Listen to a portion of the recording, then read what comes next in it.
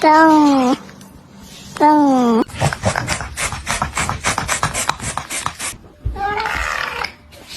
People say to get your cats a concrete block. Just get, oh my gosh.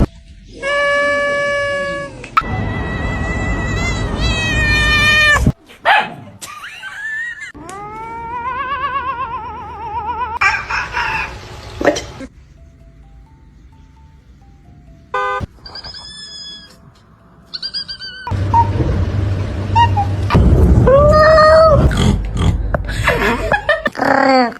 No.